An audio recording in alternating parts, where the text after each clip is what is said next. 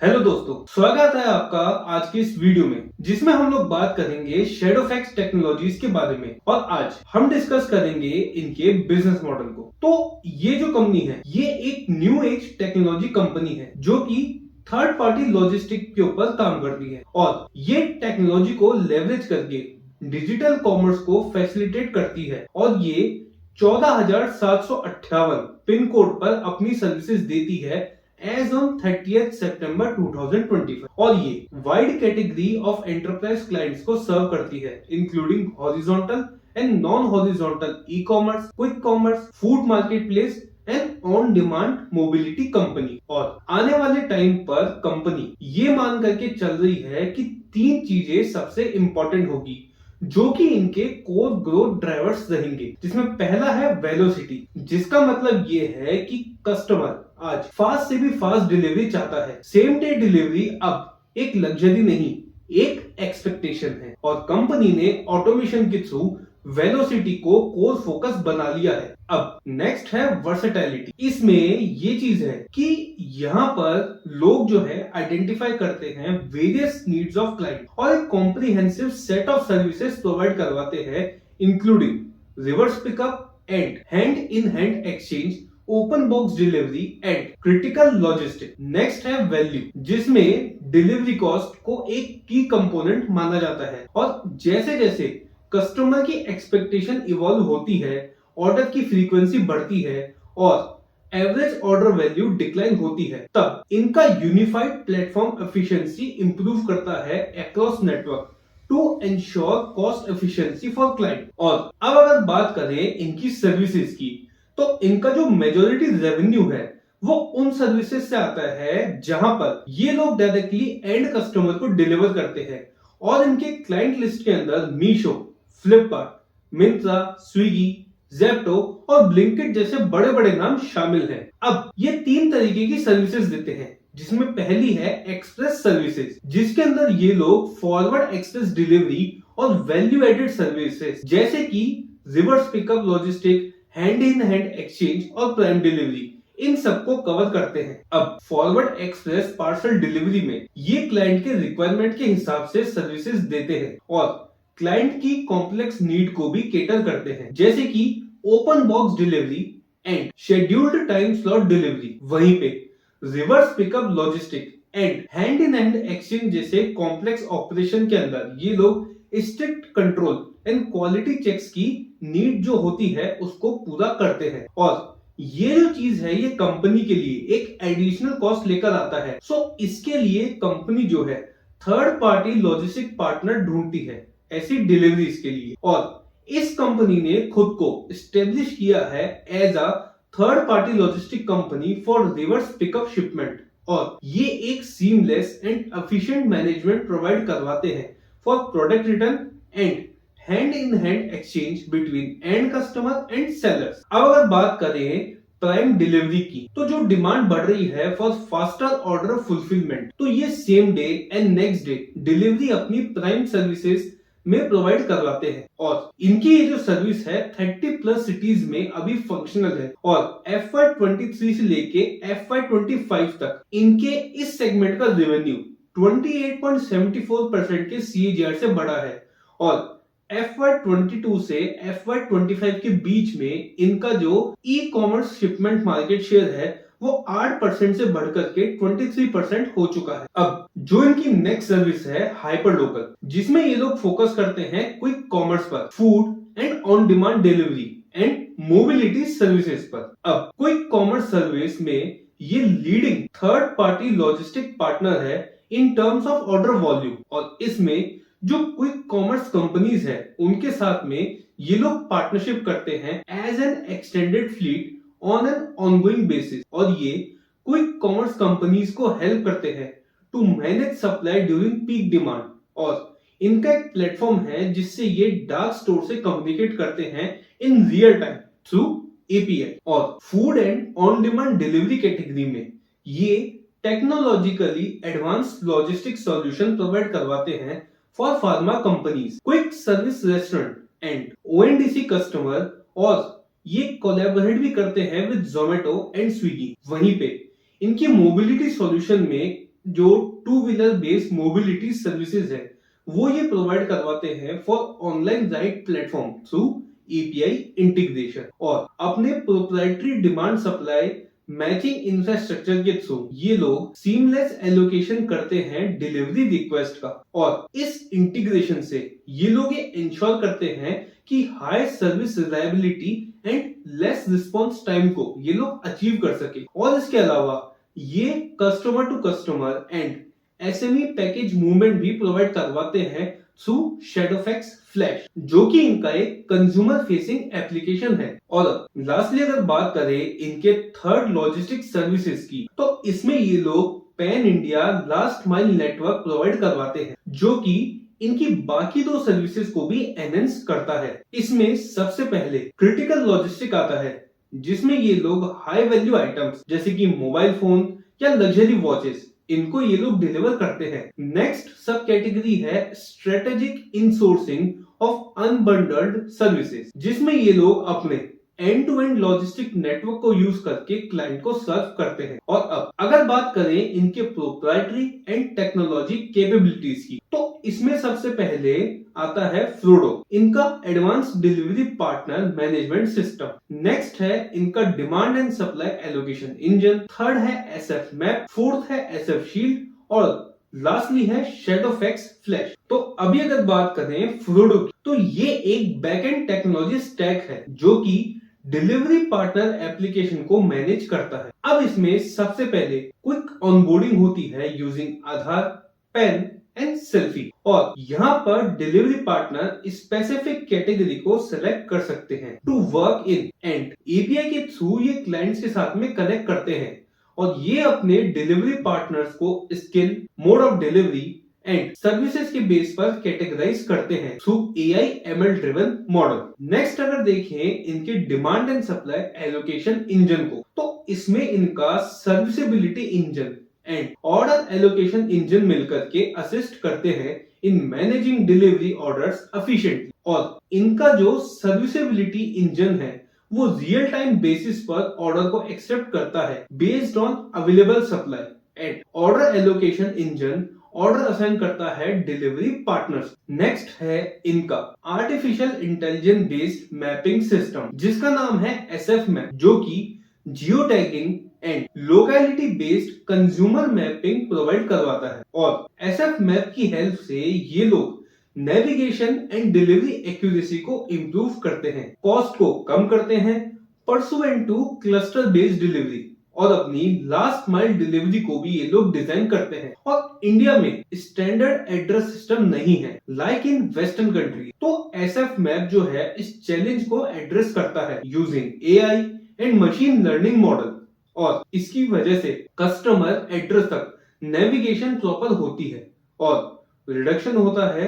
In number of missed deliveries और shorter time में ज्यादा डिलीवरीज भी हो पाती है। नेक्स्ट है एसएफ शील्ड, जो कि इंप्रूव करता है logistic security and operational efficiency को और artificial intelligence and real time tracking का यूज करके ये उन चैलेंजेस को एड्रेस करता है जो कि डिजिटल कॉमर्स लॉजिस्टिक में फेस किए जाते हैं। और अब इसमें इनके जो दो कंपोनेंट्स है, जिसमें पहला है ट्रैक एंड ट्रेस, जो कि एक इन हाउस सर्विलेंस नेटवर्क है जो कि every stage of shipment journey को सिक्योर करता है। और होता यह है कि शिपमेंट के अंदर जो थेफ्ट एंड मिसमैनेजमेंट का रिस्क रहता है, इसको ये यहाँ पे मिनिमाइज करता है। और इसके अलावा एक कॉम्प्लेक्स नेटवर्क रहता है of scan, touch point, hand of और इन चैलेंजेस को टैकल यहाँ पे किया जाता है। और इन चैलेंजेस को टैकल करने के लिए इनका ये जो ट्रैक एंड ट्रेस है ये इंटीग्रेट होता है इनके internal network and order management system के साथ में, ensuring कि every shipment touch point is documented through AI and ML technology. और इनका जो सेकंड कंपोनेंट है SFI, ये एक AI based image recognition system है for identity validation and facial recognition at the time of onboarding. और ये प्रिवेंट करता है फ्रॉड एक्टिविटीज को और साथ ही साथ में ये इंश्योर करता है कि सिर्फ वेरीफाइड पार्टनर जो हैं वो ही शिपमेंट को हैंडल करे। और ये सिस्टम डिलीवरी पार्टनर की परफॉर्मेंस का जो डेटा है उसको भी मेंटेन करता है। लास्ट है इनका शैडोफैक्स फ्लैश, जो कि एक Swift, reliable and cost efficient intracity C2C delivery services provide करवाता है और ये मोर देन 50 सिटीज के अंदर फंक्शनल है और ये उन माइक्रो एंटरप्राइजेस की नीड को केटर करता है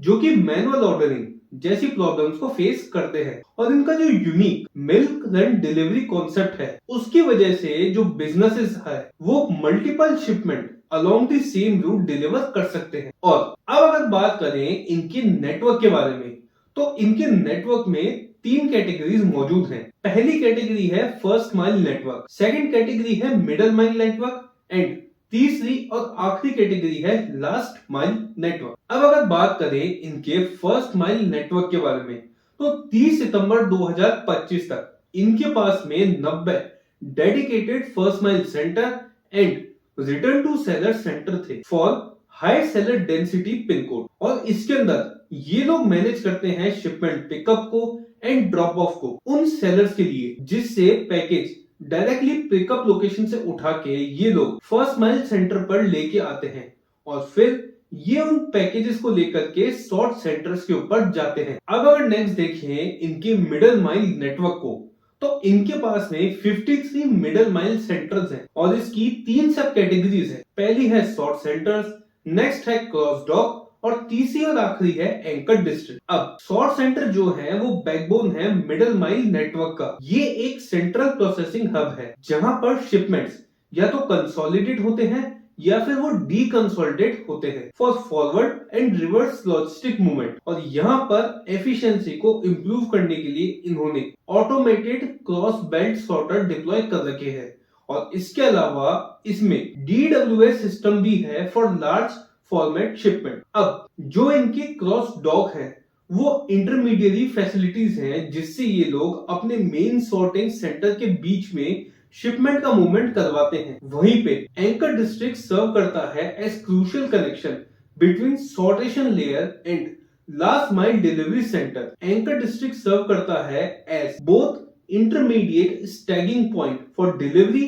एंड लास्ट माइल सेंटर। वहीं पे जो इनका लास्ट माइल नेटवर्क है उसके अंदर भी 2 कैटेगरीज मौजूद है। पहली कैटेगरी है self operated last mile centre, जिसमें ये लीज एंड ऑपरेट करते हैं लास्ट माइल सेंटर को इन high density and strategic location. और यहाँ पे दूसरा है फ्रेंचाइज नेटवर्क जो काम करता है लो डेंसिटी पिन कोड पर और ये नए मार्केट के एक्सपेंशन के लिए यूज किया जाता है। तो इनका ये मॉडल लेवरेज करता है लोकल ऑपरेटर्स को on a variable cost structure और ये अप्रोच इनेबल करता है pin code activation with limited fix cost exposure. और अब अगर बात करें इनकी स्ट्रेटेजीज के बारे में, तो अभी ये लोग फोकस्ड हैं in expanding work with D2C brand and SME और इन्हें यहाँ पे ये लगता है कि इनसे कनेक्ट करने पर इनकी जो मार्जिन्स हैं वो इंप्रूव होंगे driven by operating leverage and network level cost efficiency. और इसके अलावा ये कैपेबिलिटीज डेवलप कर रहे हैं इन बैंकिंग, फाइनेंशियल सर्विसेज